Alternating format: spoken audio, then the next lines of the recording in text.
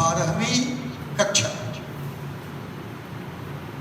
बिहार विद्यालय परीक्षा समिति का पाठ्यक्रम हो अथवा सीबीएसई का सिलेबस हो, उसमें एक बड़ा महत्वपूर्ण पाठ है सॉल्यूशन, खोज। इस पाठ से परीक्षा में भी पर्याप्त संख्या में प्रश्न होते हैं। आज हम लोग इसी पाठ खोज सॉल्यूशन पर चर्चा करने चल रहे हैं। इसका पहला बिंदु है, फर्स्ट पॉइंट है खोज सॉल्यूशन। हाई स्कूल में आपने पढ़ा होगा, दो या दो से अधिक पदार्थों के समांग मिश्रण को घोल कहा जाता है। तो इस परिभाषा पर आप गौर कीजिए और आपसे यदि पूछा जाए कि एक शब्द में बताइए कि घोल क्या है,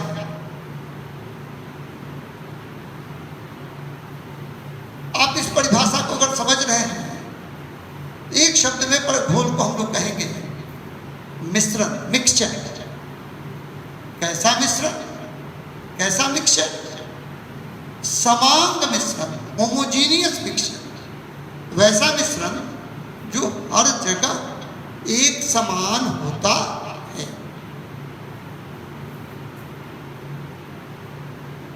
आप उदाहरण के रूप में एक ले लें, पानी में चीनी मिला दीजिए, ये पानी और चीनी का मिश्रण हो गया, लेकिन यह समांग नहीं है। ऊपर से अगर आप चीनी लेंगे, ऊपर से अगर आप एक चम्मच लेंगे मिश्रण में से, तो वो उसका स्वाद होगा पानी जैसा, और नीचे से निकालेंगे तो कुड़कुड़ी चीनी आपके मुंह में आएगी। लेकिन इसको बढ़िया से मिला दें, अब आप कहीं से एक चम्मच लीजिए, ये बिल्कुल एक समान होगा। तो दो या दो से अधिक पदार्थों का समांग मिश्रण घोल कहलाता है। जाहिर है घोल में कोई एक पदार्थ सबसे अधिक परिमाण में होता है।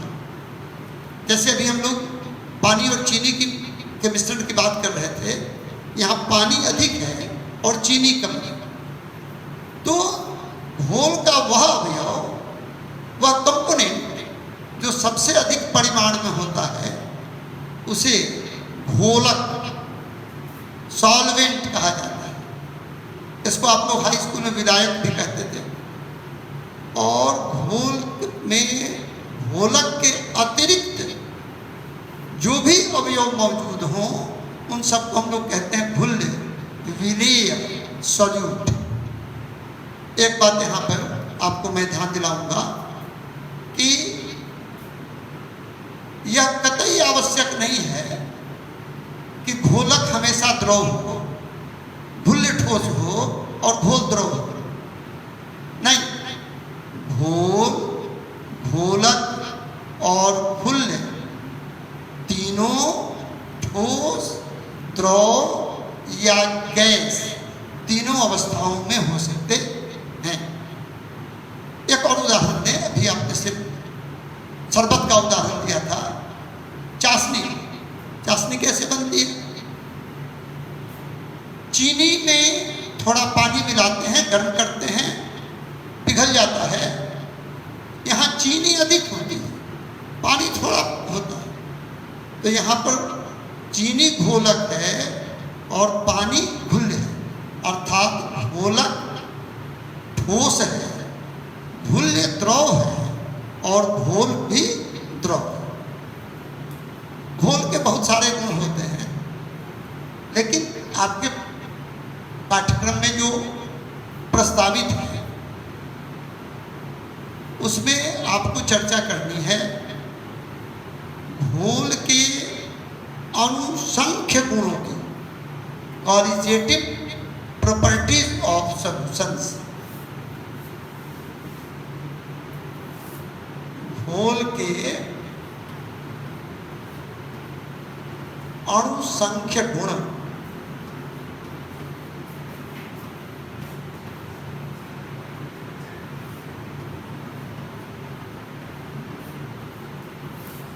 quantitative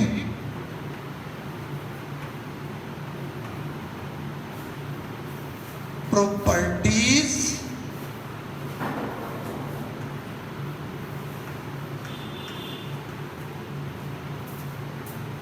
of solution।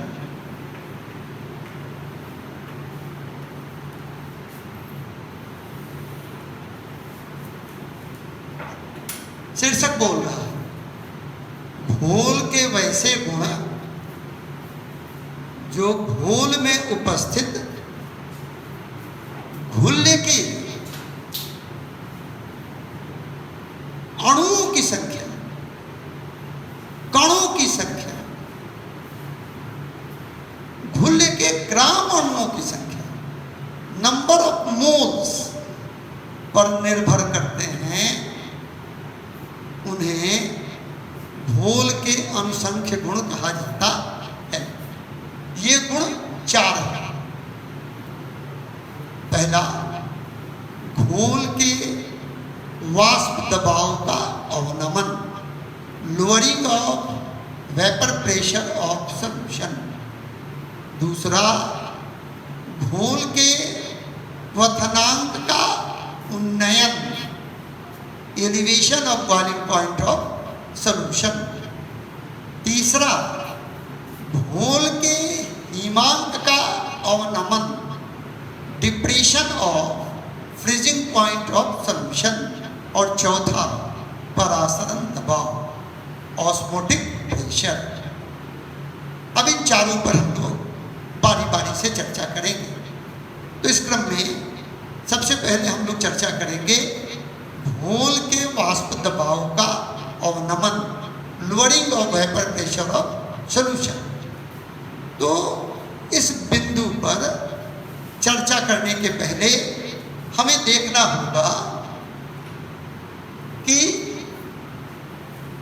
द्रव का वाष्प दबाव क्या है। द्रव का वाष्प दबाव, पहले इसको हम लोग देखेंगे।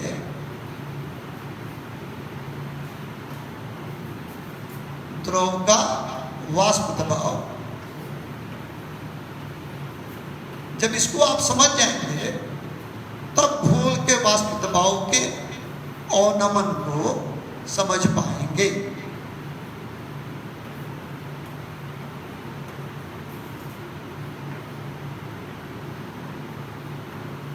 वेपर प्रेशर ऑफ लिक्विड,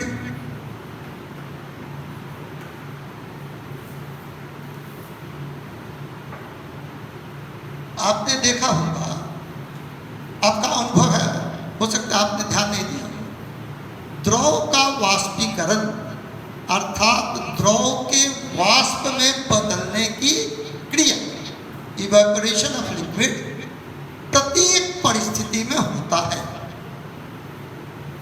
आप जैसे देखें, गीला कपड़ा हम फैला देते हैं सूखने के लिए, कैसे सूखता है? उसमें से पानी वाष्प बदल के बाहर निकल जाता है। कभी ये जल्दी सूखता है, कभी देर से सूखता है, अर्थात कभी वाष्पीकरण तेजी से होता है, कभी वाष्पीकरण धीरे धीरे होता है। तो वाष्पीकरण कब तेज होगा, कब धीमा होगा, वाष्पीकरण को प्रभावित करने के लिए कई परिस्थितियां हैं, इन बातों पर निर्भर करता है। हम लोग केवल यहाँ यह कहने वाले हैं, इस बात को अपनी बात में बैठाइए कि प्रत्येक परिस्थिति में द्रव का वाष्पीकरण होता है। और यह कहाँ से होता है? द्रव की मुक्त सतह से। कहाँ से? Surface of liquid, free surface of liquid. जरा सा देखें, ये एक बर्तन, इसमें कोई द्रव, कोई लिक्विड। आप देखिएगा कि द्रव की जो ऊपरी सतह होती है, जो अपर सरफेस होता है लिक्विड का, यही उसका फ्री सरफेस है, मुक्त सतह। और यहाँ क्या होता है, इस तरह से वाष्प के अणु लगातार निकलते रहते हैं द्रव से, ये उसका वाष्पीकरण हुआ, ये इवेपोरेशन ऑफ लिक्विड। तो प्रत्येक द्रव के मुक्त सतह के ऊपर कम या अधिक संख्या में वाष्प के अणु मौजूद होते हैं। वाष्प के ये अणु गैस के अणुओं के समान व्यवहार करते हैं, अतः गैस के अणुओं के समान ही द्रव की मुक्त सतह के ऊपर दबाव भी डालते हैं। तो किसी द्रव की मुक्त सतह पर इस सतह के ऊपर उपस्थित वाष्प के अणुओं के कारण मुक्त सतह के इकाई क्षेत्रफल पर लगने वाला बल द्रव का वाष्प दबाव कहलाता है। इसको एक बार फिर से समझ लीजिए। द्रव की मुक्त सतह के ऊपर उपस्थित वाष्प के अणुओं के द्वारा द्रव के मुक्त सतह के इकाई क्षेत्रफल पर लगने वाला बल द्रव का वाष्प दबाव कहलाता है। यह वाष्प दबाव कई बातों पर, जैसे द्रव की प्रकृति, वातावरण का तापमान, हवा की गति, इन सब पर निर्भर करता है। इसके बहुत विस्तार में हम लोग नहीं जाएंगे। अब आप देखेंगे घोल के वाष्प दबाव का अवनमन, ये पहला अनुसंख्य गुण है।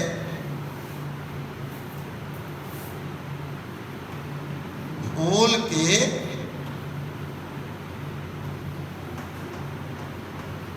वाष्प दबाव का अवनमन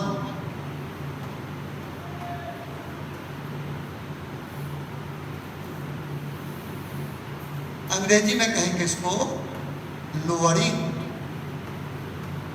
lowering of vapour pressure of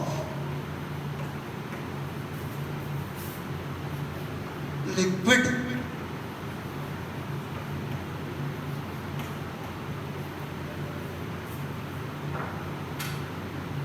इस बिंदु का शीर्षक बोल रहा है, इस गुण का शीर्षक बोल रहा है कि घोल बनने पर उसके वाष्प दबाव में कमी आती है, वाष्प दबाव घटता है, अर्थात घोल का वाष्प दबाव घोलक के वाष्प दबाव से कम होता है। तो मान लीजिए कि घोलक का वाष्प दबाव हो PU और घोल का वाष्प दबाव हो PS। अभी चर्चा हुई कि PO is greater than PS। घोलक का वाष्प दबाव घोल के वाष्प दबाव से अधिक होता है और इन दोनों का अंतर घोलक के वाष्प दबाव में से घोल के वाष्प दबाव को घटा दीजिए, जो डिफरेंस आएगा वो कहलाएगा घोल के वाष्प दबाव का अवनमन। यहाँ एक बात मैं बताना चाहूँगा कि अणुसंख्य गुण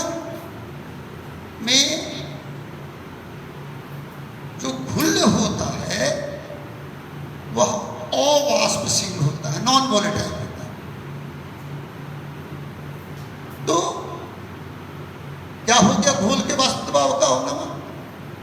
घोलक के वाष्प दबाव और घोल के वाष्प दबाव का अंतर, घोल के वाष्प दबाव का अवनमन अर्थात lowering of vapour pressure of solution, यहाँ लिक्विड हो गया था, ऑफ सॉल्यूशन कहलाता है।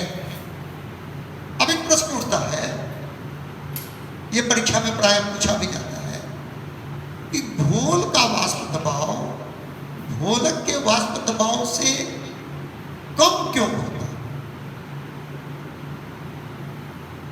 इसका कारण सीधे सीधे है, निश्चित तौर पर किसी वजह से घोल की मुक्त सतह के ऊपर वाष्प के अणुओं की संख्या घोलक की मुक्त सतह पर उपस्थित वाष्प के अणुओं की संख्या में कम होती होगी। यानी घोलक की मुक्त सतह के ऊपर वाष्प के अणु अधिक होते हैं और घोल की मुक्त सतह के ऊपर वाष्प के अणु कम होते हैं, इसलिए घोल का वाष्प दबाव घोलक के वाष्प दबाव से कम होता है। अब प्रश्न उठता है कि घोल के मुक्त सतह के ऊपर वाष्प के अणु क्यों घट जाते हैं? इसका कारण है वाष्प के अणुओं को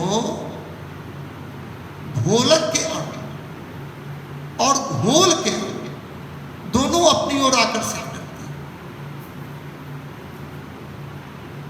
घोल में जो हम घुलने मिलाते हैं अवाष्पशील नॉन वोलेटाइल सॉल्यूट, वो क्या करता है, वाष्प के अणुओं को घोलक के अणुओं की तुलना में अधिक ताकत से अपनी ओर खींचता है।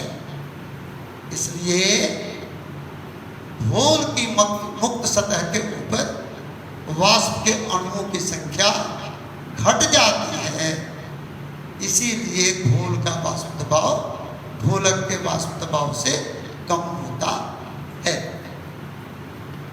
अब हम लोग जब यहाँ बात करेंगे तो घोल के वाष्प दबाव के अवनमन पर आगे बढ़े तो एक नियम आपको जानना होगा, राउल्ट का नियम।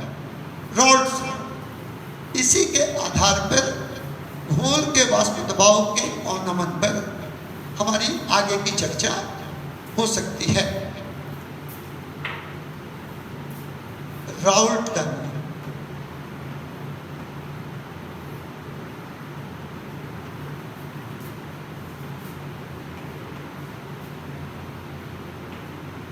इसको कहीं कहीं राउल का नियम भी लोगों ने लिखा है, राउल्ट्स लॉ।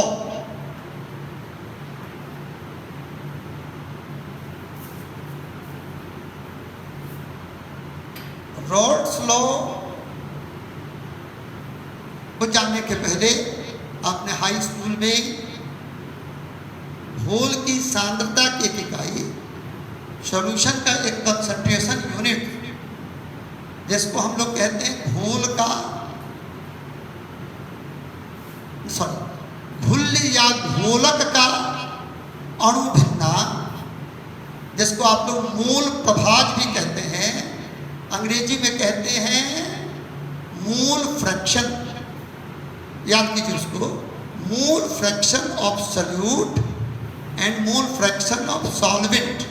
इसको थोड़ा आपको याद करना होगा। मोल फ्रैक्शन ऑफ सॉल्यूट, फ्रैक्शन भाग, घोल कुल घोल में कितना भाग घुल्य है और किस दृष्टि से, ग्राम अणुओं की संख्या की दृष्टि से, नंबर ऑफ मोल्स की दृष्टि से। किसका फ्रैक्शन आपको देखना है, नंबर ऑफ मोल्स, ग्राम अणुओं की संख्या का अंश किसमें? घोल में। तो ग्राम अणुओं की संख्या को हम लोग सूचित करते हैं स्मॉल n। ये हो गया ग्राम अणुओं की संख्या। कितनी होती है? Small w upon small m। Small w upon small m, जहाँ n क्या है? Small n। ग्राम अणुओं की संख्या, किसी पदार्थ के ग्राम अणुओं की संख्या, number of moles of substance. W क्या है? ये W है पदार्थ का ग्राम में भाग, weight of substance in grams. और M क्या है? उसका मॉलिक्यूलर वेट या मॉलिक्यूलर मास, अणु भार अथवा आणविक द्रव्यमान। तो ये हो गया घुल्य के ग्राम अणुओं की संख्या, number of moles of solute. अगर ये पदार्थ घुल्य हो तो, और अगर ये पदार्थ घोलक हो तब ये हो जाएगा घोलक के ग्राम अणुओं की संख्या। वैसे घोलक के ग्राम अणुओं की संख्या को हम लोग प्राय कैपिटल N से, और उसके भार को, उसकी मात्रा को कैपिटल W से, और घोलक के अणुभार, उसके मॉलिक्यूलर वेट को कैपिटल M से विचित करते हैं। तो देखिए घुल्य का अणु भिन्नांक कितना होगा, इसी की जरूरत है आगे। क्या गौर कीजिए, घुल्य का अणु भिन्नांक, मोल फ्रैक्शन ऑफ सोल्यूट कितना होता है? Number of moles of solute upon number of moles of solution. घुल्य के ग्राम अणुओं की संख्या और घोल के ग्राम अणुओं की संख्या के अनुपात को क्या कहते हैं? घुल्य का अणु भिन्नांक, घुल्य का मोल प्रभार, मोल फ्रैक्शन ऑफ सोल्यूट। देखिए नीचे वाला हो गया घोल के ग्राम अणुओं की संख्या। तो घोल है क्या? घुल्य और घोलक। तो ये है घुल्य के ग्राम अणुओं की संख्या, ये है घोलक के ग्राम अणुओं की संख्या। दोनों को जोड़ दिया गया तो हो गया घोल के ग्राम अणुओं की संख्या। तो रॉल्ट का नियम कहता है घोल के वाष्प दबाव का सापेक्ष अवनमन, relative lowering of vapour pressure, घुल्य के अणु भिन्नांक के बराबर होता है। Relative lowering of vapour pressure, एक नया टर्म आ गया आपके सामने। घोल के वाष्प दबाव का सापेक्ष अवनमन, ये कितना होता है? अभी हम लोगों ने कहा था, देखा था कि ये है घोलक का वाष्प दबाव PO, ये है PS घोल का वाष्प दबाव, और दोनों का अंतर हो गया घोल के वाष्प दबाव का अवनमन। इसमें अगर हम भाग दे दें, इसको डिवाइड कर दें, किससे? घोलक के वाष्प दबाव से। तो ये जो अनुपात आपके सामने आ रहा है, ये जो रेशियो आप देख रहे हैं, इसी को हम कहते हैं घोल के वाष्प दबाव का सापेक्ष अवनमन, relative lowering of vapour pressure of solution. और राउल्ट का नियम क्या कहता है कि ये बराबर होता है घुल्य के अणु भिन्नांक के। तो ये हो गया राउल्ट का नियम। अब आपको मैं कहूंगा कि घोल के अणुसंख्य गुणों का सबसे महत्वपूर्ण उपयोग है घुल्य का अणु भार ज्ञात करने में। हम लोग अभी क्या करने जा रहे हैं? घोल के वाष्प दबाव के अवनमन के आधार पर घुल्य का अणु भार ज्ञात करने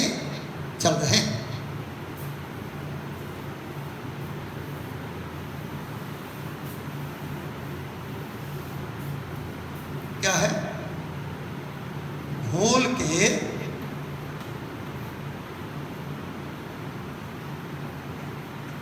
वाष्प दबाव के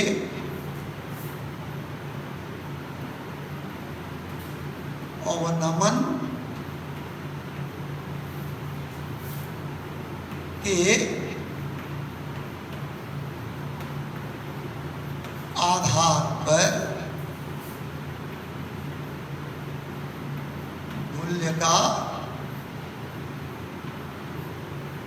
अणुभार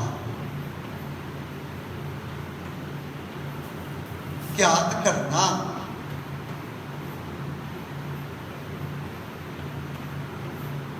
अंग्रेजी में इसको कहेंगे determination of molecular weight of solute on the basis of lowering of vapor pressure of solution।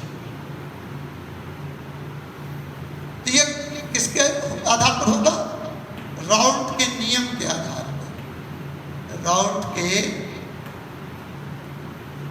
नियम के अनुसार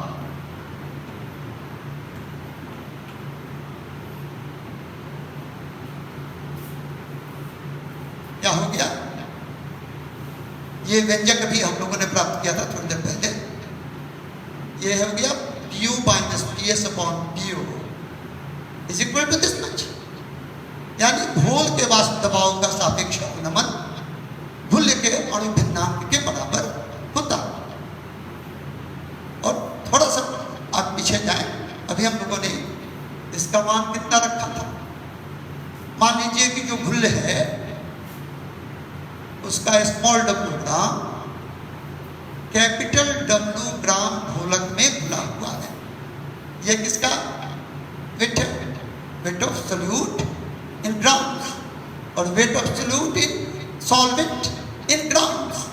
ये सोल्यूट का, ये सॉल्वेंट, ये सोल्यूट का मॉलिक्यूलर वेट है, ये सॉल्वेंट का मॉलिक्यूलर वेट है कैपिटल M।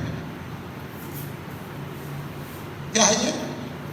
घुल्य का ग्राम में भार, घोलक का ग्राम में भार, घुल्य का अणुभार, घोलक का अणुभार। ये हो गया घुल्य के ग्राम अणुओं की संख्या अर्थात स्मॉल m, और ये हो गया घोलक के ग्राम अणुओं की संख्या अर्थात कैपिटल M। अभी जो ये सूत्र है यहाँ पर हम लोग इसको डाल दें, small w upon small m।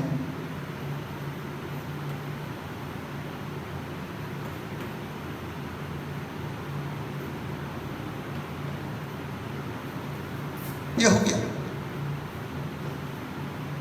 एक बात मैं आपको बताऊं कि घोल के अणुसंख्य गुण केवल वैसे घोलों के ऊपर लागू होते हैं जो बहुत तनु होते हैं, बहुत डायल्यूट होते हैं, अर्थात जिनमें घुल्य का परिमाण बहुत कम होता है, अर्थात जिनमें घुल्य के ग्राम अणुओं की संख्या घोलक के ग्राम अणुओं की संख्या की तुलना में नगण्य होती है। यानी small n is very very less than capital N। तो वैसी स्थिति में क्या हो जाएगा? ये नगण्य हो गया, तो ये इक्वेशन बदल जाएगा। कैसे? इस रूप में आ जाएगा।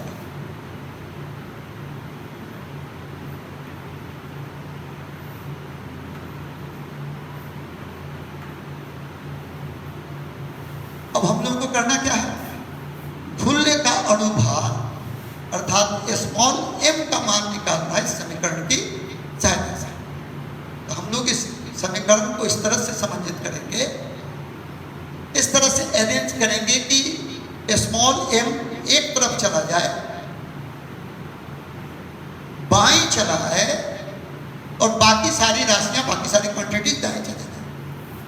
तो ये क्या हो जाएगा? देखिए, तो इसको आप ऐसे लिख दीजिए, small w upon small m into capital M. ठीक है,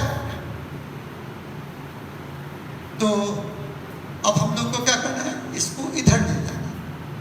क्या हो जाएगा, therefore small m is equal to how much, ये दाएं जाएगा तो PO upon PO minus PS into ये क्या हो जाएगा, small w into capital M upon capital W। अब देखिए काम हो गया।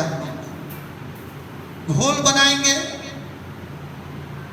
तो घुल्ले वजन करके लेंगे, यानी W स्मॉल w का मान पता होगा। घोलक भी वजन करके लेंगे अर्थात कैपिटल W हम लोगों को पता होगा। घोलक का अणुभार, जैसे पानी में बना रहे हैं तो आपको पता है जल का अणुभार 18 होता है, वाटर का मॉलिक्यूलर वेट 18, तो ये तीनों हम लोगों को पता है। प्रयोग से हम लोगों ने PO और PS दोनों का मान ज्ञात कर लिया है, अर्थात इस समीकरण में जो दाएं पक्ष की राशियां हैं, राइट हैंड साइड की जो क्वांटिटीज हैं, ये सब के सब हम लोगों को मालूम है। इसलिए बड़ी आसानी से इस समीकरण की सहायता से घुल्ले के अणुभार का मान ज्ञात हो जाता है। अब देखिए राउल्ट का नियम आदर्श घोलों के ऊपर लागू होता है। आइडियल सॉल्यूशंस हो सकता है आपके लिए नया टर्म हो, आइडियल गैस तो आप सुनते आए हैं। तो हम लोग अभी चर्चा करेंगे कि आदर्श घोल,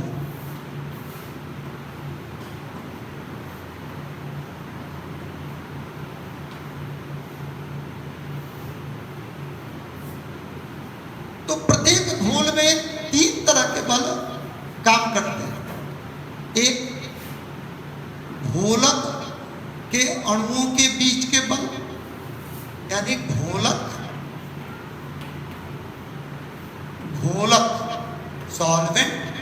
सॉल्वेंट। दूसरा घुल्ले के अणुओं के बीच, यानी घुल्ले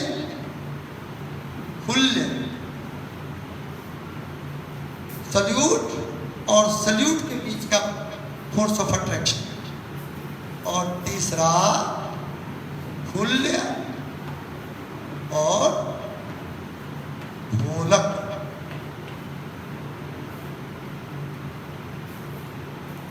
ये 3 बल काम करते हैं।